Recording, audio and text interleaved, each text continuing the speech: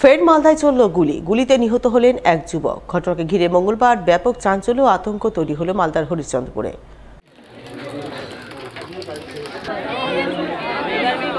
বাড়িতে খুন হলো সাদ্দাম হোসেন। জানা গেছে গুলিবিদ্ধ যুবকের নাম সাদ্দাম হোসেন, বয়স 30 বছর। তিনি বিবাহিত, বাড়ি হরিশ্চন্দ্রপুর থানার রঙ্গাইপুর এলাকায়।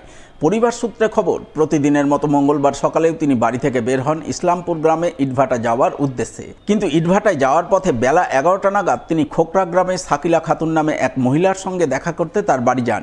জানা গেছে সাকিলা খাতুন নামে ওই মহিলার বাড়িতে ইদানিং সাদ্দামের অবাধ যাতায়াত ছিল। সেই মতো এদিনও তিনি সেই মহিলার বাড়ি যান, কিন্তু বাড়ি যাওয়ার কিছুক্ষণ পরেই সেই বাড়িতে গুলি চলে। গুলিবিদ্ধ হন সাদ্দাম হোসেন, তার মাথার ডান পাশে গুলি লাগে।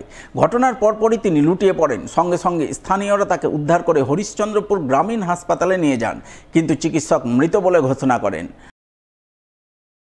বাড়িতে ছিলাম সবাই, ও ভাটাই ছিল। ভাটা থেকে গিয়ে এখন কি হলো না হলো ওটা বলতে পারবো না, ওটা পুলিশ তদন্ত করবে। কেন কে গুলি মারলো বা মাথায় কে গুলি মারলো ওটা পুলিশ তদন্ত করবে। আমরা বাড়ি থেকে শুনতে পেলাম, আমাদেরকে ফোন করেছিল কি কে ওকে গুলি মেরেছে।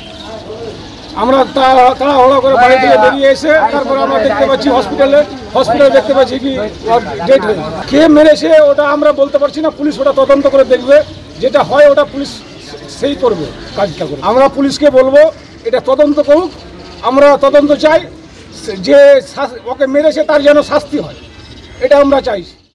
এদিকে এই ঘটনাকে ঘিরে খোকরা গ্রামে ব্যাপক চাঞ্চল্য আতঙ্ক তৈরি হয়। খবর পেয়ে হরিশ্চন্দ্রপুর থানার পুলিশ ঘটনাস্থলে ছুটে যায়।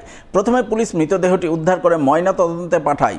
পরে সাকিলা খাতুন নামে ওই মহিলাকে আটক করে ঘটনার তদন্ত শুরু করে। স্থানীয় সূত্রের খবর অনুযায়ী এই গুলিকাণ্ডের পেছনে পরকীয়া সম্পর্ক জড়িত রয়েছে, যদিও এই বিষয়ে গ্রামবাসীরা ক্যামেরার সামনে কিছু খোলসা করতে চাননি। দেখি যে একজন মার্ডার হয়ে পড়ে আছে, ওর দেখা যাচ্ছে মানে দেখে যেটা বোঝা যাচ্ছে গুলি চলেছে। দিনের বেলা সম্ভবত 11:30 নাগাদ। তো এটা খুব ভালো জিনিস না, আমরা গ্রামের লোক খুব আতঙ্কের মধ্যে আছি। দিনের বেলা গুলি চলাটা ঠিক ভালো না। তারপরে গ্রামের লোকেই এখান থেকে বের করে একটা গাড়ি ফোন করে আনা হয়, সেই গাড়িতে করে হাসপাতালে পাঠানো হয়েছে। এখানে আসতো ওই সাকেলা বলে একজন মেয়ে আছে, ওর বাবার নাম ইমামউদ্দিন, ওর বাড়িতেই আসতো, যেটা ঘটনাটা যে বাড়িতে ঘটেছে।